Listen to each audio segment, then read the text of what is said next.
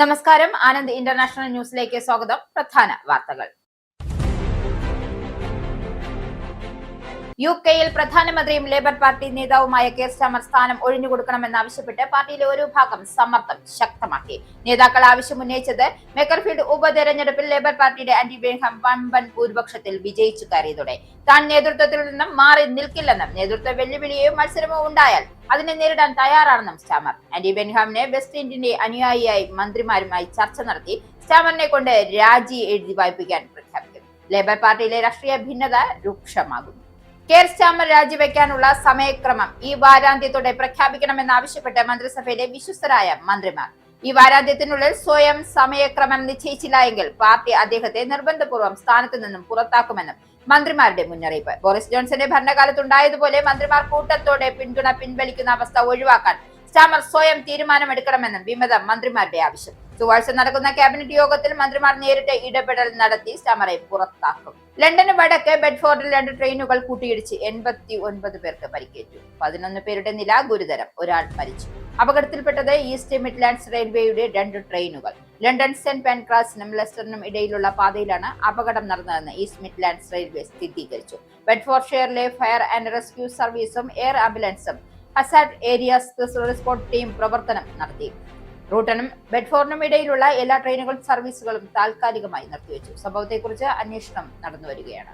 പശ്ചിമേഷ്യയിലെ സംഘർഷം അവസാനിപ്പിക്കാൻ ലക്ഷ്യമിട്ട് ധാരണാപത്രം ഒപ്പുവെച്ചതിനെ തുടർന്ന് അമേരിക്കയും ഇറാനും തമ്മിലുള്ള ചർച്ചകൾ വീണ്ടും ആരംഭിക്കാനുള്ള നീക്കങ്ങൾ സജീവം. ലെബനിലെ ഇസ്രായേലും ഹിസ്ബുള്ളയും തമ്മിലുണ്ടായ ഏറ്റുമുട്ടലിനെ തുടർന്ന് ചർച്ചകൾ മാറ്റിവെക്കുകയായിരുന്നു. വൈറ്റ് ഹൌസ് പ്രത്യേക പ്രതിനിധി സ്റ്റീവ് വിറ്റ്കോഫും സ്വിറ്റ്സർലൻഡിലേക്ക് യാത്ര തിരിച്ചു. ഇറാൻ വിദേശകാര്യമന്ത്രി അബ്ബാസ് അറാജിയും സ്വിറ്റ്സർലൻഡിലെത്തുമെന്ന് പ്രതീക്ഷ.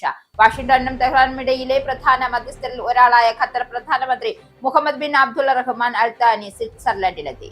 ലെബനുമായി വെടിനിർത്തൽ ധാരണയിലെത്താൻ ഇസ്രായേലിനോട് താൻ വ്യക്തിപരമായി ആവശ്യപ്പെട്ടിരുന്നു എന്ന് US പ്രസിഡന്റ് ഡൊണാൾഡ് ട്രംപ്. ഇസ്രായേലും ഹിസ്ബുള്ളയും വെടിനിർത്തൽ കരാറിലെത്തിയതിന് ലെബൻ സമയം വൈകുന്നേരം 4 മണിയോടെ അമേരിക്കയുടെയും ഖത്തറിന്റെയും മധ്യസ്ഥതയിൽ നിർണായകമായ കരാർ സാധ്യമായത് ഇറാന്റെ സഹകരണത്തോടെ. ഹിസ്ബുള്ളയുടെ ഭാഗത്തു നിന്നും ആക്രമണം ഉണ്ടാകാത്ത പക്ഷം തങ്ങൾ യുദ്ധത്തിനില്ല എന്ന് ഇസ്രായേൽ.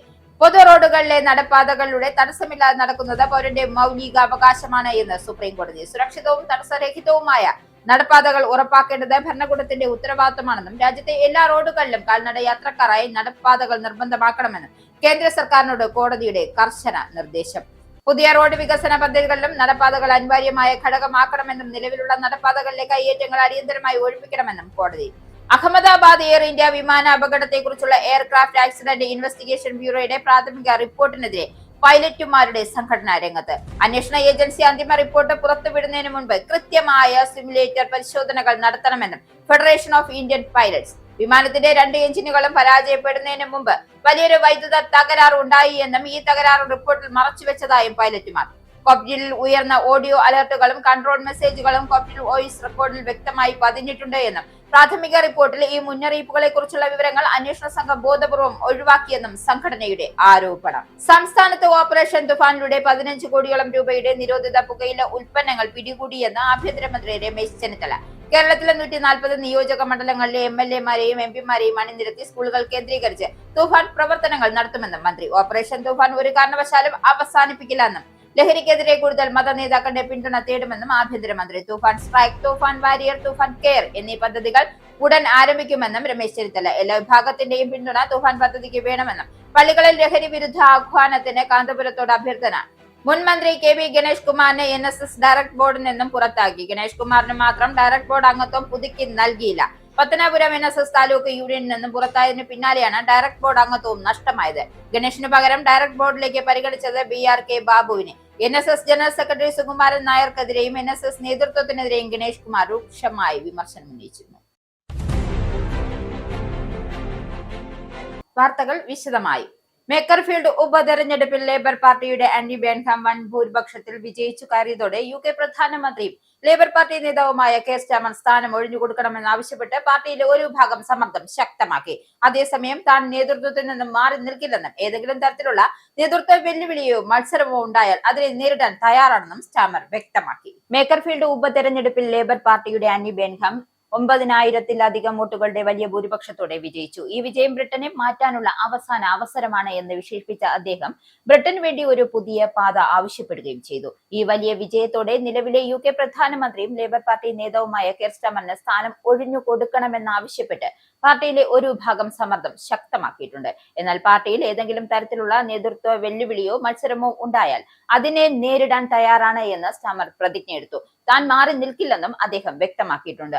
ആന്റി ബെൻഹാമിന്റെ വെസ്റ്റ് റേറ്റിംഗ് അനുയായികൾ വരുന്ന വാരാന്ത്യത്തിൽ മന്ത്രിമാരുമായി ചർച്ച നടത്തി സ്റ്റാമറിനെ കൊണ്ട് രാജ്യതീയതി പ്രഖ്യാപിക്കാൻ ശ്രമിക്കുന്നതായി റിപ്പോർട്ടുകൾ സൂചിപ്പിക്കുന്നു. ആന്റി ബെൻഹാമിന്റെ പാർലമെന്റിലേക്കുള്ള തിരിച്ചുവരവ് കെയർ സ്റ്റാമറിന്റെ പ്രധാനമന്ത്രി സ്ഥാനത്തിന് വലിയൊരു വെല്ലുവിളിയായി മാറിയിരിക്കുകയാണ്. വരും ദിവസങ്ങളിൽ ലേബർ പാർട്ടിയിൽ വലിയ രാഷ്ട്രീയ മാറ്റങ്ങൾക്ക് ഇത് വഴി തുറന്നേക്കും. കെയർ സ്റ്റാമറുടെ മന്ത്രിസഭയിലെ വിശ്വസ്തരായ മന്ത്രിമാർ ഇപ്പോൾ അദ്ദേഹത്തോട് രാജിവെക്കാനുള്ള സമയക്രമം ഈ വാരാന്ത്യത്തോടെ പ്രഖ്യാപിക്കണമെന്ന് ആവശ്യപ്പെട്ടു. ഈ വാരാന്ത്യത്തിനുള്ളിൽ അദ്ദേഹം സ്വയം സമയക്രമം നിശ്ചയിച്ചില്ല എങ്കിൽ പാർട്ടി അദ്ദേഹത്തെ നിർബന്ധപൂർവ്വം സ്ഥാനത്ത് നിന്ന് പുറത്താക്കുമെന്നും മന്ത്രിമാർ മുന്നറിയിപ്പ് നൽകി. അദ്ദേഹത്തിന്റെ വേർപാട് ഇനി ഒഴിവാക്കാനാവാത്തതാണ് എന്ന് പല മുതിർന്ന നേതാക്കളും വിശ്വസിക്കുന്നു. സ്റ്റാമർ ഇതിന് തയ്യാറായില്ലെങ്കിൽ വരുന്ന ചൊവ്വാഴ്ച നടക്കുന്ന ക്യാബിനറ്റ് യോഗത്തിൽ മന്ത്രിമാർ ഇതിൽ നേരിട്ട് ഇടപെടൽ നടത്താൻ സാധ്യതയുണ്ട്. ബോറിസ് ജോൺസന്റെ ഭരണകാലത്തുണ്ടായതുപോലെ മന്ത്രിമാർ കൂട്ടത്തോടെ പിന്തുണ പിൻവലിക്കുന്ന അവസ്ഥ ഒഴിവാക്കാൻ സ്റ്റാമർ സ്വയം തീരുമാനമെടുക്കണമെന്നാണ് അവരുടെ ആവശ്യം. മേക്കർഫീൽഡ് ഉപതെരഞ്ഞെടുപ്പിൽ ആന്റി ബെൻഹാം നേടിയ വൻ വിജയമാണ് സ്റ്റാമറിനെതിരെ പാർട്ടിയിലുള്ള സമ്മർദ്ദം ഇത്രയും ശക്തമാകാൻ കാരണം. എന്നാൽ തനിക്കെതിരെ ഒരു നേതൃത്വ മത്സരമുണ്ടായാൽ അതിനെ നേരിടുമെന്ന നിലപാടിൽ തന്നെയാണ് സ്റ്റാമർ ഇപ്പോഴുള്ളത്. മേക്കർഫീൽഡ് ഉപതെരഞ്ഞെടുപ്പ് റിഫോം UK പാർട്ടിയുടെ സ്ഥാനാർത്ഥിയായിരുന്ന റോബർട്ട് കെനിയൻ മുൻപ് സോഷ്യൽ മീഡിയയിലൂടെ പങ്കുവച്ച ലൈംഗിക ചുവയുള്ളതും അശ്ലീലവുമായ പോസ്റ്റുകൾ പാർട്ടിയുടെ വിജയസാധ്യതയെ ബാധിച്ചോ എന്ന് പാർട്ടി നേതൃത്വം അന്വേഷിക്കുകയാണ്. പ്രചരണത്തിനിടയിൽ ഈ പോസ്റ്ററുകൾ പുറത്തു വന്നത് പ്രത്യേകിച്ച് സ്ത്രീ വോട്ടർമാരെ പാർട്ടിയിൽ നിന്നും അകറ്റാൻ കാരണമായി എന്ന് വിവിധ പാർട്ടികളിലെ പ്രചാരകർ ചൂണ്ടിക്കാട്ടി. പ്രശസ്ത TV അവതാരക കരോൾ വോൾഡൻമാർക്ക് ഉൾപ്പെടെയുള്ളവർ ഈ വിഷയത്തിൽ കെനിയൻ മാപ്പ് പറയണമെന്ന് ആവശ്യപ്പെട്ടിരുന്നു. ഈ മണ്ഡലത്തിൽ ലേബർ പാർട്ടിയുടെ ആന്റി ബെൻഹാമുമായി ശക്തമായ പോരാട്ടം കാഴ്ചവെക്കാൻ കഴിയുമെന്ന് റിഫോം UK പ്രതീക്ഷിച്ചിരുന്നു. എന്നാൽ ആന്റി ബെൻഹാം 55% വോട്ടുകൾ നേടി വൻ വിജയം വരിച്ചപ്പോൾ കെനിയൻ 34.5% വോട്ടുകൾ മാത്രമാണ് നേടാനായത്. ഈ ഫലം തന്നെ നിരാശനാക്കിയെന്ന് പാർട്ടി തലവൻ നിക്കൽ ഫരാജ് സമ്മതിച്ചു. കെനിയൻ ഈ വിഷയത്തിൽ പരസ്യമായി ക്ഷമാപണം നടത്തേണ്ടതില്ല എന്നായിരുന്നു പാർട്ടി നൽകിയ ഉപദേശം. എന്നാൽ ഈ തീരുമാനം തെറ്റായിപ്പോയെന്നും സാധാരണക്കാരനായ പ്ലംബർ ആയതുകൊണ്ട് താൻ അങ്ങനെ പെരുമാറിയതെന്ന രീതിയിലുള്ള കെനിയന്റെ വിശദീകരണം വോട്ടർമാർ സ്വീകരിച്ചില്ല എന്നും പാർട്ടിയിലെ ചിലർ വിലയിരുത്തുന്നു. ആന്റി ബെൻഹാമിനെതിരെ വലിയ മുന്നേറ്റം നടത്താമെന്ന നിഖിൽ ഫരാജിന്റെ പാർട്ടിയുടെയും പ്രതീക്ഷകൾ സ്വന്തം സ്ഥാനാർത്ഥിയുടെ പഴയ സോഷ്യൽ മീഡിയ പോസ്റ്റുകൾ തിരിച്ചടിയായി എന്നാണ് റിഫോം UKയുടെ വിലയിരുത്തൽ. ലണ്ടന് വടക്ക് ബെഡ്ഫോർഡിൽ 2 ട്രെയിനുകൾ കൂട്ടിയിടിച്ച് ഒരു മരണം. 89 പേർക്ക് പരിക്കേറ്റെന്നും അവരിൽ 11 പേരുടെ നില ഗുരുതരമാണെന്നും BBC റിപ്പോർട്ട് ചെയ്തു. രക്ഷാപ്രവർത്തകർ ഉടൻ സ്ഥലത്തെത്തി. ഈസ്റ്റ് മിഡ്ലാൻഡ്സിലെ റെയിൽവേയുടെ 2 ട്രെയിനുകളാണ് അപകടത്തിൽപ്പെട്ടത്. ഒരു ട്രെയിൻ മറ്റൊരു ട്രെയിനിന് പുറകിലേക്ക് ഇടിച്ചു കയറിയ നിലയിലാണ്. തകർന്ന റെയിൽവേ കോച്ചുകൾക്കു സമീപം യാത്രക്കാർ ട്രാക്കിൽ നിൽക്കുന്ന ദൃശ്യങ്ങൾ പുറത്തു വന്നിട്ടുണ്ട്. ലണ്ടൻ സെന്റ് പാൻക്രാസിനും ലെസ്റ്ററിനും ഇടയിലുള്ള പാതയിലാണ് അപകടം നടന്നതെന്ന് ഈസ്റ്റ് മിഡ്ലാൻഡ്സ് റെയിൽവേ സ്ഥിരീകരിച്ചു. സംഭവത്തെക്കുറിച്ച് അന്വേഷണം നടന്നുവരികയാണെന്നും അധികൃതർ അറിയിച്ചു.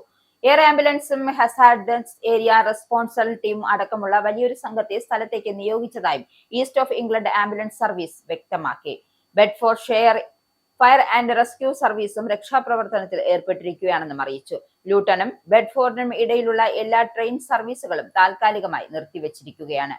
ബ്രിട്ടനിൽ ട്രെയിൻ അപകടങ്ങൾ വളരെ അപൂർവമായേ സംഭവിക്കാറുള്ളൂ. ഇതിനു മുൻപ് 2023 സെപ്റ്റംബറിൽ സ്കോട്ട്ലൻഡിലെ ഏവിയാമോർ സ്റ്റേഷനിൽ വെച്ച് 2 ട്രെയിനുകൾ കൂട്ടിയിടിച്ച് ഏതാനും പേർക്ക് പരിക്കേറ്റിരുന്നു.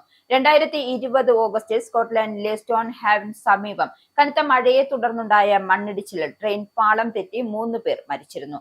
ഈ സംഭവത്തിൽ സുരക്ഷാ വീഴ്ച വരുത്തിയതിന് UK ഗതാഗത വകുപ്പിന് കീഴിലുള്ള നെറ്റ്വർക്ക് റെയിലിന് കോടതി 6.7 മില്യൺ പൗണ്ട് പിഴ ചുമത്തുകയും ചെയ്തിരുന്നു. കഴിഞ്ഞ ദിവസം സംശയാസ്പദമായ പാക്കേജ് കാരണം എഡിൻബർഗ് വിമാനത്താവളം ടെർമിനൽ കെട്ടിടത്തിൽ നിന്നും ആളുകളെ ഭാഗികമായി ഒഴിപ്പിച്ച സംഭവത്തിനു ശേഷം എഡിൻബർഗ് വിമാനത്താവളം വീണ്ടും പ്രവർത്തന സജ്ജമായി. വെള്ളിയാഴ്ച വൈകുന്നേരം വിമാനത്താവളത്തിൽ ഒരു സംശയാസ്പദമായ പാക്കേജ് കണ്ടെത്തിയതിനെ തുടർന്നായിരുന്നു ടെർമിനൽ കെട്ടിടത്തിലെ ചില ഭാഗങ്ങളിൽ നിന്നും ആളുകളെ ഒഴിപ്പിക്കുകയും ബോംബ് സ്ക്വാഡ് പരിശോധന നടത്തുകയും ചെയ്തിരുന്നു. പരിശോധനകൾക്ക് ശേഷം വിമാനത്താവളം ഇപ്പോഴും വീണ്ടും തുറന്നു നൽകിയിട്ടുണ്ട്. വിമാനത്താവളത്തിൽ കഴിഞ്ഞ ദിവസം ഉണ്ടായ സുരക്ഷാ പ്രശ്നം വിമാന സർവീസുകളെ ബാധിക്കാൻ സാധ്യതയുണ്ട് എന്നാണ് മുന്നറിയിപ്പ്. അതായത് വിമാന സർവീസുകൾ വലിയ താമസമോ മാറ്റങ്ങളോ ഉണ്ടാകാൻ സാധ്യതയുണ്ട് എന്നാണ് മുന്നറിയിപ്പിൽ വ്യക്തമാക്കുന്നത്.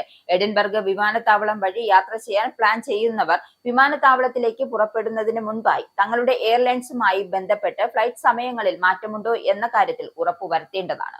പശ്ചിമേഷ്യയിലെ സംഘർഷം അവസാനിപ്പിക്കാൻ ലക്ഷ്യമിട്ട് ധാരണാപത്രം ഒപ്പുവെച്ചതിനെ തുടർന്ന് അമേരിക്കയും ഇറാനും തമ്മിലുള്ള ചർച്ചകൾ വീണ്ടും ആരംഭിക്കാനുള്ള നീക്കങ്ങൾ സജീവമായി. വൈറ്റ് ഹൌസ് പ്രത്യേക പ്രതിനിധി സ്റ്റീവ് വിറ്റ്കോഫ് സ്വിറ്റ്സർലൻഡിലേക്ക് യാത്ര തിരിച്ചതായും അമേരിക്കൻ ഉദ്യോഗസ്ഥരെ ഉദ്ധരിച്ച് ആക്സിയോസ് റിപ്പോർട്ട് ചെയ്യുന്നു.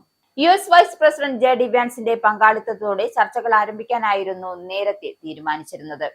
എന്നാൽ ലെബനിൽ ഇസ്രായേലും ഹിസ്ബുള്ളയും തമ്മിലുണ്ടായ ഏറ്റുമുട്ടലിനെ തുടർന്ന് ചർച്ചകൾ മാറ്റിവെക്കുകയായിരുന്നു. പുതിയ തീയതി സംബന്ധിച്ച് അന്തിമ ധാരണയുണ്ടായിട്ടുണ്ടോ എന്നതിൽ വ്യക്തതയില്ല. ഇറാന്റെ ഭാഗത്തു നിന്നും വിദേശകാര്യമന്ത്രി അബ്ബാസ് അരാഗ്ചി സ്വിറ്റ്സർലൻഡിൽ എത്തുമെന്നാണ് പ്രതീക്ഷ. എന്നാൽ അദ്ദേഹത്തിന്റെ യാത്ര സംബന്ധിച്ച അന്തിമ സ്ഥിരീകരണം ഇതുവരെയും ലഭിച്ചിട്ടില്ല എന്നും റിപ്പോർട്ടിൽ പറയുന്നു. മധ്യസ്ഥതയിൽ പങ്കാളികളായ രാജ്യങ്ങളിലെ പ്രതിനിധികളുമായി നടത്തിയ കൂടിക്കാഴ്ചയിൽ ലെബനിലെ വെടിനിർത്തൽ തെഹ്റാൻ സംബന്ധിച്ചിടത്തോളം നിർണായക വിഷയമായിരുന്നുവെന്നും അത് US ഇറാൻ ചർച്ചകളുടെ വിജയ പരാജയത്തെ തന്നെ നിർണ്ണയിക്കാമെന്നും അരാഗ്ചി വ്യക്തമാക്കി. വാഷിംഗ്ടണും തെഹ്റാനും ഇടയിൽ പ്രധാന മധ്യസ്ഥരിൽ ഒരാളായ ഖത്തർ പ്രധാനമന്ത്രി മുഹമ്മദ് ബിൻ അബ്ദുൽ റഹ്മാൻ അൽ താനി കഴിഞ്ഞ ദിവസം സ്വിറ്റ്സർലൻഡിൽ എത്തിയിരുന്നു. ഹോർമൂസ് കടലിടുക്ക് വീണ്ടും തുറക്കുന്നതിനും ആഗോള സമ്പദ് വ്യവസ്ഥയ്ക്കും ആശ്വാസം പകരുന്നതിനും കാരണമായ ധാരണാപത്രം നിലനിർത്താനുള്ള സമ്മർദ്ദം വർദ്ധിച്ചതോടെ എല്ലാ മേഖലകളിലും ശത്രുത അവസാനിപ്പിക്കണമെന്ന വ്യവസ്ഥ പാലിക്കാൻ ഇസ്രായേലിനുമേൽ അമേരിക്ക സമ്മർദ്ദം ശക്തമാക്കിയതായും റിപ്പോർട്ടിൽ ചൂണ്ടിക്കാട്ടുന്നു. ലെബനിലും ആക്രമണങ്ങൾ അവസാനിപ്പിക്കണമെന്നതാണ് അമേരിക്കയുടെ ആവശ്യം.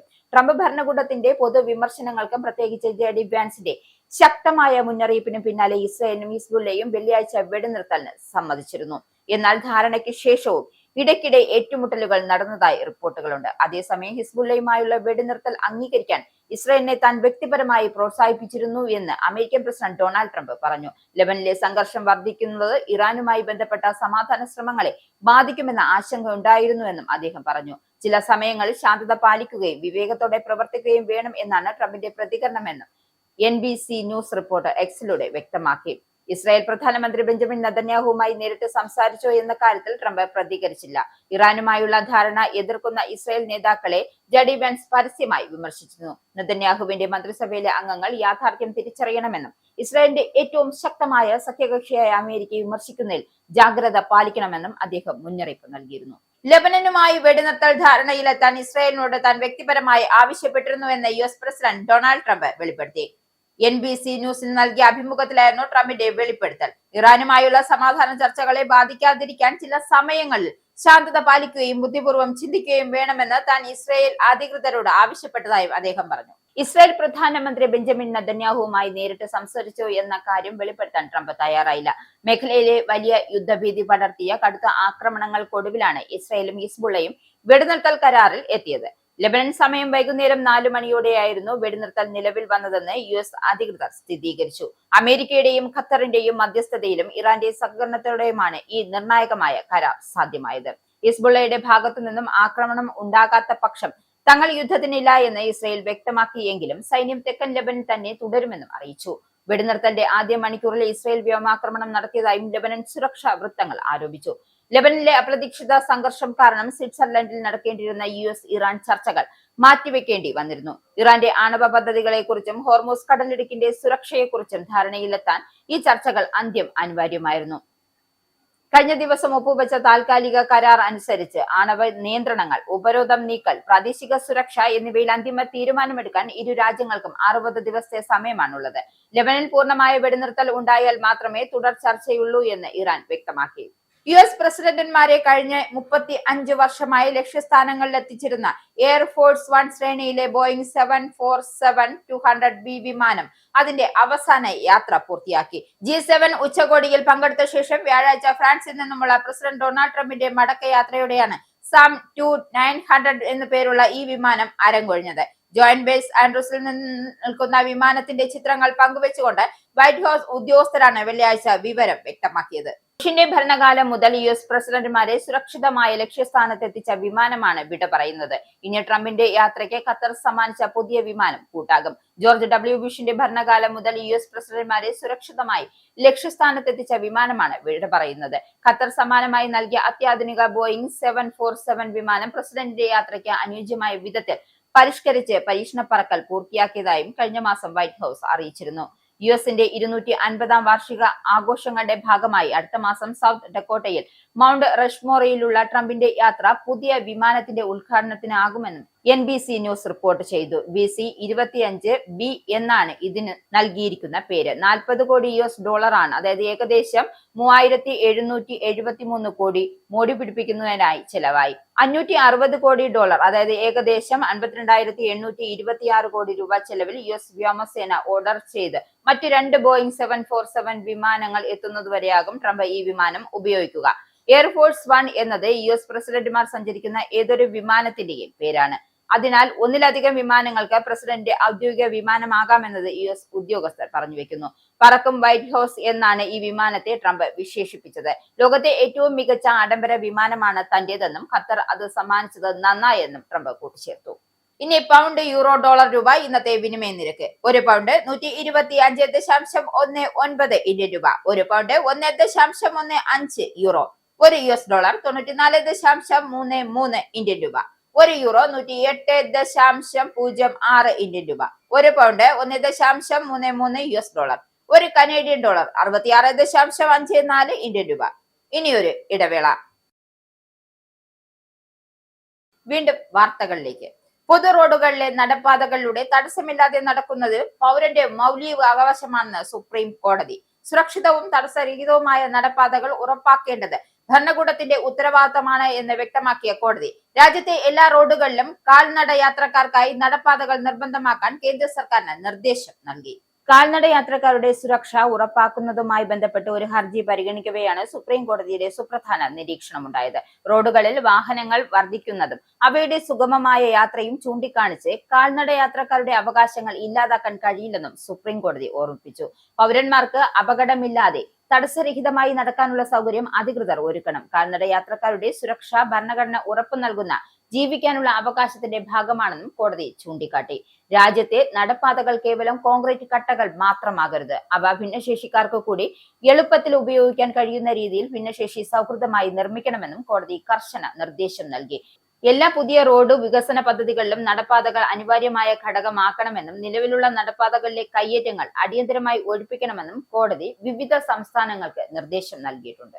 അഹമ്മദാബാദ് എയർ ഇന്ത്യ വിമാന അപകടത്തെക്കുറിച്ചുള്ള എയർക്രാഫ്റ്റ് ആക്സിഡന്റ് ഇൻവെസ്റ്റിഗേഷൻ ബ്യൂറോയുടെ പ്രാഥമിക റിപ്പോർട്ടിനെതിരെ പൈലറ്റുമാരുടെ സംഘടനയായ ഫെഡറേഷൻ ഓഫ് ഇന്ത്യൻ പൈലറ്റ്സ് അന്വേഷണ ഏജൻസി അന്തിമ റിപ്പോർട്ട് പുറത്തുവിടുന്നതിന് മുൻപ് കൃത്യമായ സിമുലേറ്റർ പരിശോധനകൾ നടത്തണമെന്നാണ് പൈലറ്റുമാരുടെ ആവശ്യം. വിമാനത്തിന്റെ 2 എഞ്ചിനുകളും പരാജയപ്പെടുന്നതിന് മുൻപ് വലിയൊരു വൈദ്യുത തകരാർ ഉണ്ടായി എന്നും ഈ തകരാറുകൾ റിപ്പോർട്ടിൽ മറച്ചുവെച്ചതായി പൈലറ്റുമാർ ആരോപിക്കുന്നു. കോക്പിറ്റിൽ ഉയർന്ന ഓഡിയോ അലർട്ടുകളും കൺട്രോൾ മെസ്സേജുകളും കോക്പിറ്റിൽ വോയിസ് റെക്കോർഡിൽ വ്യക്തമായി പതിഞ്ഞിട്ടുണ്ടാകാമെന്നും എന്നാൽ പ്രാഥമിക റിപ്പോർട്ടിൽ ഈ മുന്നറിയിപ്പുകളെ കുറിച്ചുള്ള വിവരങ്ങൾ അന്വേഷണ സംഘം ബോധപൂർവം ഒഴിവാക്കിയെന്നുമാണ് FIP പ്രസിഡന്റ് ക്യാപ്റ്റൻ സുരേന്ദർ രന്ധാവ് ആരോപിക്കുന്നത്. വിമാനത്തിൽ വാൽഭാഗത്തിന് പുറമേക്ക് വലിയ കേടുപാടുകൾ സംഭവിച്ചിരുന്നില്ല. എന്നാൽ വാൽഭാഗത്ത് തന്നെയുള്ള വൈദ്യുതിയിൽ മാത്രം പ്രവർത്തിക്കുന്ന ബ്ലാക്ക് ബോക്സ് കരിഞ്ഞ നിലയിൽ വലിയ കേടുപാടുകൾ സംഭവിച്ചത് എങ്ങനെയെന്ന് സംഘടന ചോദ്യം ചെയ്യുന്നു. ഇത് വിമാനത്തിനുള്ളിൽ ഉണ്ടായ ഗുരുതര വൈദ്യുത തകരാർ കാരണമാണ് എന്ന് സംശയിക്കുന്നുവെന്നും അവർ കൂട്ടിച്ചേർത്തു. തങ്ങളുടെ ആവശ്യങ്ങൾ അന്വേഷണ ഏജൻസി തള്ളിയതിനെ തുടർന്ന് FIP മറ്റ് അന്താരാഷ്ട്ര പൈലറ്റുമാരുടെ സഹായത്തോടെ ബോയിംഗ് 787 സിമുലേറ്റർ 10 പരീക്ഷണങ്ങൾ സ്വന്തമായി നടത്തി. അടിയന്തര ഘട്ടങ്ങളിൽ വൈദ്യുതിയും ഹൈഡ്രോളിക് മർദ്ദവും വീണ്ടെടുക്കാൻ സഹായിക്കുന്ന റാം എയർ ടർബൈൻ പുറത്തേക്ക് വന്ന് പ്രവർത്തിക്കാൻ 18 സെക്കൻഡ് വരെ സമയമെടുക്കുമെന്നും ഈ പരിശോധനകൾ കണ്ടെത്തി. എന്നാൽ എഞ്ചിൻ ഓഫായി വെറും 4 സെക്കൻഡിനുള്ളിൽ ഇത് പ്രവർത്തിച്ചു എന്ന അന്വേഷണ റിപ്പോർട്ടിലെ സമയരേഖ സാങ്കേതികമായി ശരിയല്ല എന്ന് സംഘടന വ്യക്തമാക്കുന്നുണ്ട്. മഹാരാഷ്ട്രയിൽ ഉദ്ധവ് താക്കറെയുടെ നേതൃത്വത്തിലുള്ള ശിവസേന വിഭാഗം വീണ്ടും കടുത്ത പ്രതിസന്ധിയിൽ. പാർട്ടിയുടെ ആകെയുള്ള 9 ലോക്സഭാ എംപിമാരിൽ 6 പേരും പാർട്ടി നേതൃത്വവുമായി തെറ്റിപ്പിരിഞ്ഞ് വിമത പക്ഷത്തേക്ക് നീങ്ങിയതോടെയാണ് പുതിയ രാഷ്ട്രീയ പ്രതിസന്ധി ഉടലെടുത്തത്. ഇതിന് പിന്നാലെയാണ് അണികൾ തന്നിലുള്ള വിശ്വാസം നഷ്ടപ്പെട്ടാൽ പാർട്ടി അധ്യക്ഷ സ്ഥാനം ഒഴിയാൻ താൻ തയ്യാറാണെന്ന് ഉദ്ധവ് താക്കറെ പ്രഖ്യാപിച്ചു. ശിവസേന സ്ഥാപക ദിനത്തിൽ പാർട്ടി പ്രവർത്തകരെ അഭിസംബോധന ചെയ്ത് സംസാരിക്കുകയായിരുന്നു ഉദ്ധവ് താക്കറെയുടെ വൈകാരികമായ പ്രതികരണം. ഉദ്ധവ് പക്ഷത്തെ 9 ലോക്സഭാ എംപിമാരിൽ നിന്നും 6 പേരാണ് നേതൃത്വത്തിനെതിരെ രംഗത്ത് വന്നത്. ഉദ്ധവ് താക്കറെ വിളിച്ചു ചേർത്ത പാർലമെന്ററി പാർട്ടി യോഗം ഇവർ ബഹിഷ്കരിച്ചു. വിമത എംപിമാർ ലോക്സഭാ സ്പീക്കറെ കണ്ട് പ്രത്യേക ഗ്രൂപ്പായി അംഗീകരിക്കണമെന്ന് ആവശ്യപ്പെട്ട് കത്ത് നൽകിയിട്ടുണ്ട് എന്നാണ് വിവരം. ഇവർ ഏക്നാഥ് ഷിൻഡെയുടെ ശിവസേന വിഭാഗത്തിൽ ചേരുമെന്നാണ് സൂചന. ഇതിനു പിന്നാലെയാണ് താൻ പോരാട്ടം ഉപേക്ഷിക്കില്ലെന്നും പദവിക്ക് യോഗ്യനല്ലെന്നും നിങ്ങൾക്ക് തോന്നുന്ന ദിവസം പടിയിറങ്ങുമെന്നും അദ്ദേഹം അണികളോട് പരസ്യമായി പ്രഖ്യാപിച്ചത്. ഒരു സാധാരണ പ്രവർത്തകനെ പാർട്ടി അധ്യക്ഷനാക്കാൻ താൻ തയ്യാറാണെന്നും ഉദ്ധവ് താക്കറെ പറഞ്ഞു. എംപിമാരുടെ കൂറുമാറ്റത്തിൽ തങ്ങൾക്ക് വോട്ട് ചെയ്ത വോട്ടർമാരോട് അദ്ദേഹം മാപ്പ് ചോദിച്ചു. ശിവസേന കോൺഗ്രസിൽ ലയിക്കാൻ പോവുകയാണ് എന്ന പ്രചരണങ്ങളെ ഉദ്ധവ് താക്കറെ തള്ളിക്കളഞ്ഞു. 30 വർഷം ബിജെപിയോടൊപ്പം സഖ്യത്തിൽ ഉണ്ടായിരുന്നിട്ടും ശിവസേന അതിൽ ലയിച്ചിട്ടില്ല. പിന്നെ എങ്ങനെയാണ് കോൺഗ്രസിൽ ലയിക്കുകയെന്നും അദ്ദേഹം ചോദിച്ചു. എന്നാൽ ബിജെപിയുടെ ഹിന്ദുത്വ രാഷ്ട്രീയത്തെക്കാൾ ഭേദമാണ് കോൺഗ്രസ് എന്നും അദ്ദേഹം കൂട്ടിച്ചേർത്തു.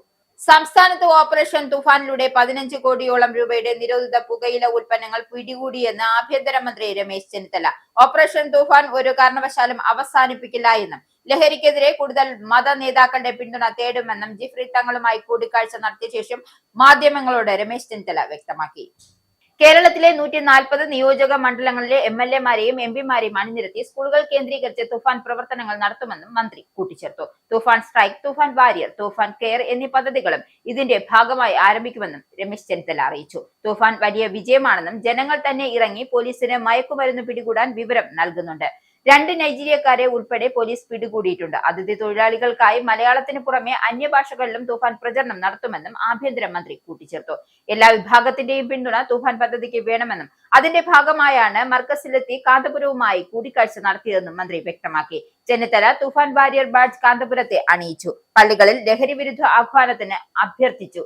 ചെന്നിത്തലയ്ക്ക് കാന്തപുരം പൂർണ്ണ പിന്തുണ പ്രഖ്യാപിക്കുകയും സർക്കാരിനെ അഭിനന്ദിക്കുകയും ചെയ്തു. സർക്കാരിന്റേത് മാതൃകാ പ്രവർത്തനമാണെന്നും കാന്തപുരം കൂട്ടിച്ചേർത്തു. KB ഗണേഷ് കുമാറിനെ NSS ഡയറക്ട് ബോർഡിൽ നിന്നും പുറത്താക്കി. ഗണേഷ് കുമാറിന് മാത്രം ഡയറക്ട് ബോർഡ് അംഗത്വം പുതുക്കി നൽകിയില്ല. നേരത്തെ പത്തനാപുരം NSS താലൂക്ക് യൂണിയനിൽ നിന്നും അദ്ദേഹം പുറത്തായിരുന്നു. പിന്നാലെയാണ് ഡയറക്ട് ബോർഡ് അംഗത്വം നഷ്ടമാകുന്നത്. NSS ഡയറക്ട് ബോർഡിലെ 9 പേരുടെ കാലാവധി അവസാനിച്ചിരുന്നു. ഇതിൽ 8 പേരുടെ അംഗത്വം പുതുക്കി നൽകി. എന്നാൽ ഗണേഷ് കുമാറിന്റേത് മാത്രം പുതുക്കിയില്ല. ഗണേഷിന് പകരം BRK ബാബുവിനെയാണ് ഡയറക്ട് ബോർഡിലേക്ക് എടുത്തിരിക്കുന്നത്. പത്തനാപുരം താലൂക്ക് യൂണിയനുമായി ബന്ധപ്പെട്ട വിവിധ ആരോപണങ്ങൾ ഗണേഷ് കുമാറിനെതിരെ ഉയർന്നിരുന്നു. പത്മ കഫേയുടെ നിർമ്മാണവുമായി ബന്ധപ്പെട്ട അഴിമതി ആരോപണങ്ങളെ തുടർന്ന് താലൂക്ക് യൂണിയനിൽ നിന്നും പകുതിയിലധികം അംഗങ്ങൾ രാജിവെക്കുകയും യൂണിയൻ പിരിച്ചുവിടുകയും ചെയ്തിരുന്നു. NSS ജനറൽ സെക്രട്ടറി സുകുമാരൻ നായരുമായി ഗണേഷിന് അഭിപ്രായ വ്യത്യാസങ്ങൾ നിലനിന്നിരുന്നു. NSS നേതൃത്വത്തിനെതിരെ ഗണേഷ് അടുത്തിടെ വിമർശനങ്ങൾ ഉന്നയിക്കുകയും ചെയ്തു. വീര്യം കുറഞ്ഞ മദ്യത്തിന് നികുതി കുറച്ചതിലൂടെ നാട്ടിൽ മുഴുവൻ മദ്യമൊഴുക്കാനുള്ള നീക്കമാണ് നടക്കുന്നതെന്ന് മുൻ മന്ത്രി MP രാജേഷ്. കേരളത്തിൽ മദ്യം ഒഴുക്കി നികുതി ഇളവിലൂടെ സർക്കാരിന് വലിയ വരുമാന നഷ്ടം ഉണ്ടാക്കുന്നതിന് പിന്നിലെ താല്പര്യം എന്താണെന്നും അദ്ദേഹം ചോദിച്ചു. കർണാടക മദ്യലോബിയാണ് ഇതിന് പിന്നിലുള്ളതെന്നും ഇതിന് എത്ര കിട്ടിയെന്ന് VD സതീശൻ മറുപടി പറയണമെന്നും അദ്ദേഹം ആവശ്യപ്പെട്ടു. വീര്യം കുറഞ്ഞ മദ്യം എന്ന പേരിൽ ലഭ്യമാകുന്നത് സ്പിരിറ്റ് ഉപയോഗിച്ച് നിർമ്മിക്കുന്ന മദ്യമാണ്. LDF സർക്കാരിന്റെ കാലത്ത് പച്ചക്കറികളും പഴങ്ങളും ഉപയോഗിച്ച് വീര്യം കുറഞ്ഞ മദ്യം നിർമ്മിക്കാൻ അനുമതി കൊടുത്തിരുന്നു. അത് കൃഷിക്കാരെ സഹായിക്കാനാണ്. അന്ന് അതിന് വൈനിന്റെ അതേ നികുതിയാണ് ഏർപ്പെടുത്തിയിരുന്നത്. ഇത്തരം മദ്യത്തിന് 251% ഇപ്പോൾ നികുതിയുള്ളത്. സ്പിരിറ്റ് ഉപയോഗിച്ചുണ്ടാക്കുന്ന ഈ മദ്യത്തിനാണ് 120% നികുതി കുറച്ചത്. ഒരൊറ്റ കമ്പനിയുടെ ആവശ്യമായിരുന്നു അത്. ഇതേ ആവശ്യം ഉന്നയിച്ച് ആ കമ്പനി LDF സർക്കാരിനെയും സമീപിച്ചിരുന്നു. എന്നാൽ അന്ന് സർക്കാർ അതിന് വഴങ്ങിയില്ല. നികുതി കുറച്ചത് ഈ കമ്പനിക്ക് വലിയ വിപണി കിട്ടാൻ സഹായിക്കും. അതിനുള്ള സഹായമാണ് സർക്കാർ നൽകിയിരിക്കുന്നത്. ഇത് റെഡി ടു ഡ്രിങ്ക് പാനീയമാണ്. നികുതി കുറയ്ക്കുമ്പോൾ അത് വ്യാപകമാകും, സുലഭമാകും. ശീതളപാനീയം പോലെ കുട്ടികളും യുവജനങ്ങളും അത് ഉപയോഗിക്കാനുള്ള സാധ്യതയുണ്ട്. മദ്യത്തിനെതിരെ വലിയ പ്രചാരണം നടത്തിയവരാണ് ഇത്തരം തീരുമാനങ്ങളിലേക്ക് കടന്നിരിക്കുന്നത്. LDF സർക്കാരിന്റെ കാലത്ത് ഇതേ ആവശ്യം വന്നപ്പോൾ അതിന്റെ ദോഷവശങ്ങൾ ആലോചിച്ച് ആ തീരുമാനത്തിൽ നിന്നും പിന്മാറിയിരുന്നു. വലിയ സാമ്പത്തിക പ്രതിസന്ധിയെ കുറിച്ച് പറയുന്ന ധനകാര്യമന്ത്രി കൂടിയായ മുഖ്യമന്ത്രിയാണ് നികുതി ഇളവിലൂടെ കുറഞ്ഞത് 600 കോടി രൂപയുടെ നഷ്ടം സർക്കാരിനുണ്ടാക്കുന്നത്. ഈ ത്യാഗം സഹിക്കാനുണ്ടായ കൊടുക്കൽ വാങ്ങൽ എന്താണെന്ന് പുറത്തു വരണം. സംസ്ഥാനത്ത് മദ്യമൊഴുക്കാനുള്ള വിസ്മയമാണോ ഇതെന്നും അദ്ദേഹം ചോദിച്ചു.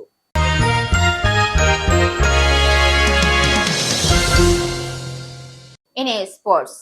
തുർക്ക് 2026 ഫിഫ ലോകകപ്പിൽ നിന്നും പുറത്തേക്ക്. ഗ്രൂപ്പ് D മത്സരത്തിൽ 10 പേരായി ചുരുങ്ങിയ പരാഗ്വെ 1-0 തോറ്റതോടെയാണ് തുർക്കിയുടെ ലോകകപ്പ് സ്വപ്നങ്ങൾക്ക് തിരശ്ശീല വീണത്. ആദ്യ പകുതി അവസാനിക്കുന്നതിന് തൊട്ടു മുൻപ് 10 പേരായി ചുരുങ്ങിയിട്ടും അതിഗംഭീരമായ പ്രതിരോധമാണ് പരാഗ്വെ പുറത്തെടുത്തത്. തുർക്കിയുടെ നിരന്തരമായ ആക്രമണങ്ങളെ ചെറുത്തുനിന്ന പരാഗ് നിർണായകമായ വിജയം സ്വന്തമാക്കുകയും നോക്കൌട്ട് പ്രതീക്ഷകൾ നിലനിർത്തുകയും ചെയ്തു. മത്സരം തുടങ്ങി വെറും 64 സെക്കൻഡുകൾക്കുള്ളിൽ മത്തിയാസ് കാർലസാണ് പരാഗ്വയുടെ വിജയ ഗോൾ നേടിയത്. 25 മീറ്റർ അകലെ നിന്നുള്ള അദ്ദേഹത്തിന്റെ തകർപ്പൻ ഷോട്ട് വലയുടെ താഴത്തെ മൂലയിൽ പതിക്കുകയായിരുന്നു. സ്കോട്ട്ലൻഡിനെതിരെ മൊറോക്കോയുടെ ഇസ്മായിൽ ബെയ്സെബാരി 71 സെക്കൻഡിൽ നേടിയ ഗോളിനെ മറികടന്ന് ഈ ലോകകപ്പിലെ ഏറ്റവും വേഗതയേറിയ ഗോളായി ഇത് മാറി. ആദ്യ പകുതിയുടെ ഇഞ്ചുറി ടൈമിൽ തുർക്കി പ്രതിരോധ താരം മൊറാട്ടൻ മൽദൂറുമായി തർക്കത്തെ തുടർന്ന് പരാഗ്വയുടെ മിൽഗോൽ അൽമോറിന് നേരിട്ട് ചുവപ്പ് കാർഡ് ലഭിച്ചിരുന്നു. വായ പൊത്തി സംസാരിച്ചതിനാണ് താരത്തിന് ചുവപ്പ് കാർഡ് നൽകിയത്. ഇത്തരത്തിൽ പുറത്താക്കപ്പെടുന്ന ആദ്യ കളിക്കാരനായി മിഡ്ഫീൽഡർ മാറി. കളിക്കാരുടെ എണ്ണത്തിൽ കുറവുണ്ടായി എങ്കിലും രണ്ടാം പകുതിയിൽ മികച്ച പ്രതിരോധമാണ് പരാഗ്വെ കാഴ്ചവെച്ചത്. 32 ഷോട്ടുകൾ, പെനാൽറ്റി ഏരിയയ്ക്കുള്ളിൽ 51 ടച്ചുകൾ, 12 കോർണറുകൾ, 80% പന്തവകാശം എന്നിവയുമായി തുർക്കി കളം നിറഞ്ഞെങ്കിലും ലഭിച്ച അവസരങ്ങളൊന്നും ഗോളാക്കി മാറ്റാൻ അവർക്കായില്ല. പ്രധാന വാർത്തകൾ ഒരിക്കൽ കൂടി.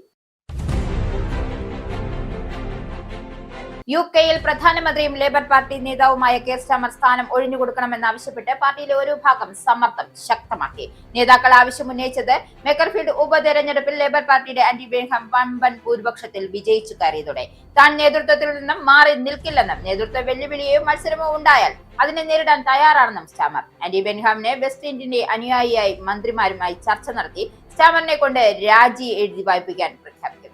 ലേബർ പാർട്ടിയിലെ രാഷ്ട്രീയ ഭിന്നത രൂക്ഷമാകുന്നു. കെയർ സ്റ്റാമർ രാജിവെക്കാനുള്ള സമയക്രമം ഈ വാരാന്ത്യത്തോടെ പ്രഖ്യാപിക്കണമെന്നാവശ്യപ്പെട്ട് മന്ത്രിസഭയിലെ വിശ്വസ്തരായ മന്ത്രിമാർ.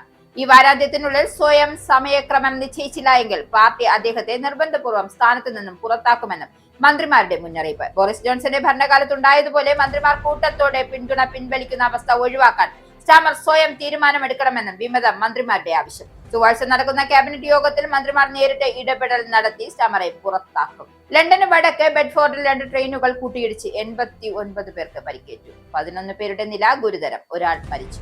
അപകടത്തിൽപ്പെട്ടത് ഈസ്റ്റ് മിഡ്ലാൻഡ്സ് റെയിൽവേയുടെ 2 ട്രെയിനുകൾ. ലണ്ടൻ സെന്റ് പാൻക്രാസിനും ലെസ്റ്ററിനും ഇടയിലുള്ള പാതയിലാണ് അപകടം നടന്നതെന്ന് ഈസ്റ്റ് മിഡ്ലാൻഡ്സ് റെയിൽവേ സ്ഥിരീകരിച്ചു. ബെഡ്ഫോർഡ്ഷെയറിലെ ഫയർ ആൻഡ് റെസ്ക്യൂ സർവീസും എയർ ആംബുലൻസും ഹസാർഡ് ഏരിയാസ് റെസ്പോൺസ് ടീം പ്രവർത്തനം നടത്തി. റൂട്ടനും ബെഡ്ഫോർഡിനും ഇടയിലുള്ള എല്ലാ ട്രെയിനുകൾ സർവീസുകളും താൽക്കാലികമായി നിർത്തിവെച്ചു. സംഭവത്തെക്കുറിച്ച് അന്വേഷണം നടന്നുവരികയാണ്. പശ്ചിമേഷ്യയിലെ സംഘർഷം അവസാനിപ്പിക്കാൻ ലക്ഷ്യമിട്ട് ധാരണാപത്രം ഒപ്പുവെച്ചതിനെ തുടർന്ന് അമേരിക്കയും ഇറാനും തമ്മിലുള്ള ചർച്ചകൾ വീണ്ടും ആരംഭിക്കാനുള്ള നീക്കങ്ങൾ സജീവം. ലെബനിലെ ഇസ്രായേലും ഹിസ്ബുള്ളയും തമ്മിലുണ്ടായ ഏറ്റുമുട്ടലിനെ തുടർന്ന് ചർച്ചകൾ മാറ്റിവെക്കുകയായിരുന്നു. വൈറ്റ് ഹൌസ് പ്രത്യേക പ്രതിനിധി സ്റ്റീവ് വിറ്റ്കോഫും സ്വിറ്റ്സർലൻഡിലേക്ക് യാത്ര തിരിച്ചു. ഇറാൻ വിദേശകാര്യമന്ത്രി അബ്ബാസ് അറാജിയും സ്വിറ്റ്സർലൻഡിലെത്തുമെന്ന് പ്രതീക്ഷ. വാഷിംഗ്ടണിനും തെഹ്റാനും ഇടയിലെ പ്രധാന മധ്യസ്ഥരിൽ ഒരാളായ ഖത്തർ പ്രധാനമന്ത്രി മുഹമ്മദ് ബിൻ അബ്ദുള്ള റഹ്മാൻ അൽ താനി സ്വിറ്റ്സർലൻഡിലെത്തി. ലെബനുമായി വെടിനിർത്തൽ ധാരണയിലെത്താൻ ഇസ്രായേലിനോട് താൻ വ്യക്തിപരമായി ആവശ്യപ്പെട്ടിരുന്നു എന്ന് US പ്രസിഡന്റ് ഡൊണാൾഡ് ട്രംപ്. ഇസ്രായേലും ഹിസ്ബുള്ളയും വെടിനിർത്തൽ കരാറിലെത്തിയതിന് ലെബനൻ സമയം വൈകുന്നേരം 4 മണിയോടെ അമേരിക്കയുടെയും ഖത്തറിന്റെയും മധ്യസ്ഥതയിൽ നിർണായകമായ കരാർ സാധ്യമായത് ഇറാന്റെ സഹകരണത്തോടെ. ഹിസ്ബുള്ളയുടെ ഭാഗത്തു നിന്നും ആക്രമണം ഉണ്ടാകാത്ത പക്ഷം തങ്ങൾ യുദ്ധത്തിനില്ല എന്ന് ഇസ്രായേൽ.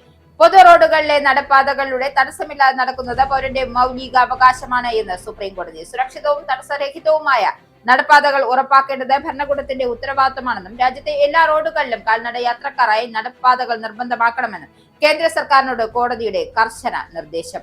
പുതിയ റോഡ് വികസന പദ്ധതികളിലും നടപ്പാതകൾ അനിവാര്യമായ ഘടകമാക്കണമെന്നും നിലവിലുള്ള നടപ്പാതകളിലെ കയ്യേറ്റങ്ങൾ അടിയന്തരമായി ഒഴിപ്പിക്കണമെന്നും കോടതി. അഹമ്മദാബാദ് എയർ ഇന്ത്യ വിമാന അപകടത്തെക്കുറിച്ചുള്ള എയർക്രാഫ്റ്റ് ആക്സിഡന്റ് ഇൻവെസ്റ്റിഗേഷൻ ബ്യൂറോയുടെ പ്രാഥമിക റിപ്പോർട്ടിനെതിരെ പൈലറ്റുമാരുടെ സംഘടനാ രംഗത്ത്. അന്വേഷണ ഏജൻസി അന്തിമ റിപ്പോർട്ട് പുറത്തുവിടുന്നതിന് മുൻപ് കൃത്യമായ സിമുലേറ്റർ പരിശോധനകൾ നടത്തണമെന്നും ഫെഡറേഷൻ ഓഫ് ഇന്ത്യൻ പൈലറ്റ്സ്. വിമാനത്തിന്റെ 2 എഞ്ചിനുകളും പരാജയപ്പെടുന്നതിന് മുമ്പ് വലിയൊരു വൈദ്യുത തകരാർ ഉണ്ടായി എന്നും ഈ തകരാർ റിപ്പോർട്ടിൽ മറച്ചുവെച്ചതായും പൈലറ്റുമാർ. കോക്പിറ്റിൽ ഉയർന്ന ഓഡിയോ അലർട്ടുകളും കൺട്രോൾ മെസ്സേജുകളും കോക്പിറ്റ് വോയിസ് റെക്കോർഡിൽ വ്യക്തമായി പതിഞ്ഞിട്ടുണ്ട് എന്നും പ്രാഥമിക റിപ്പോർട്ടിൽ ഈ മുന്നറിയിപ്പുകളെ കുറിച്ചുള്ള വിവരങ്ങൾ അന്വേഷണ സംഘം ബോധപൂർവം ഒഴിവാക്കിയെന്നും സംഘടനയുടെ ആരോപണം. സംസ്ഥാനത്ത് ഓപ്പറേഷൻ തുഫാനിലൂടെ 15 കോടിയോളം രൂപയുടെ നിരോധിത പുകയില ഉൽപ്പന്നങ്ങൾ പിടികൂടിയെന്ന് ആഭ്യന്തരമന്ത്രി രമേശ് ചെന്നിത്തല. കേരളത്തിലെ 140 നിയോജക മണ്ഡലങ്ങളിലെ MLA-മാരെയും MP-മാരെയും അണിനിരത്തി സ്കൂളുകൾ കേന്ദ്രീകരിച്ച് തൂഫാൻ പ്രവർത്തനങ്ങൾ നടത്തുമെന്നും മന്ത്രി. ഓപ്പറേഷൻ തൂഫാൻ ഒരു കാരണവശാലും അവസാനിപ്പിക്കില്ലെന്നും ലഹരിക്കെതിരെ കൂടുതൽ മത നേതാക്കളുടെ പിന്തുണ തേടുമെന്നും ആഭ്യന്തരമന്ത്രി. തൂഫാൻ സ്ട്രൈക്ക്, തൂഫാൻ വാരിയർ, തൂഫാൻ കെയർ എന്നീ പദ്ധതികൾ ഉടൻ ആരംഭിക്കുമെന്നും രമേശ് ചെന്നിത്തല. എല്ലാ വിഭാഗത്തിന്റെയും പിന്തുണ തൂഫാൻ പദ്ധതിക്ക് വേണമെന്നും പള്ളികളിൽ ലഹരി വിരുദ്ധ ആഹ്വാനത്തിന് കാന്തപുരത്തോട് അഭ്യർത്ഥന. മുൻ മന്ത്രി KV ഗണേഷ് കുമാറിനെ NSS ഡയറക്ട് ബോർഡിൽ നിന്നും പുറത്താക്കി. ഗണേഷ് കുമാറിന് മാത്രം ഡയറക്ട് ബോർഡ് അംഗത്വം പുതുക്കി നൽകിയില്ല. പത്തനാപുരം NSS താലൂക്ക് യൂണിയനിൽ നിന്നും പുറത്തായതിനു പിന്നാലെയാണ് ഡയറക്ട് ബോർഡ് അംഗത്വവും നഷ്ടമായത്. ഗണേഷിന് പകരം ഡയറക്ട് ബോർഡിലേക്ക് പരിഗണിച്ചത് BRK ബാബുവിനെ. NSS ജനറൽ സെക്രട്ടറി സുകുമാരൻ നായർക്കെതിരെയും NSS നേതൃത്വത്തിനെതിരെയും ഗണേഷ് കുമാർ രൂക്ഷമായി വിമർശനം ഉന്നയിച്ചിരുന്നു. ഈ ബുള്ളറ്റിൻ ഇവിടെ സമാപിക്കുന്നു. നന്ദി, നമസ്കാരം.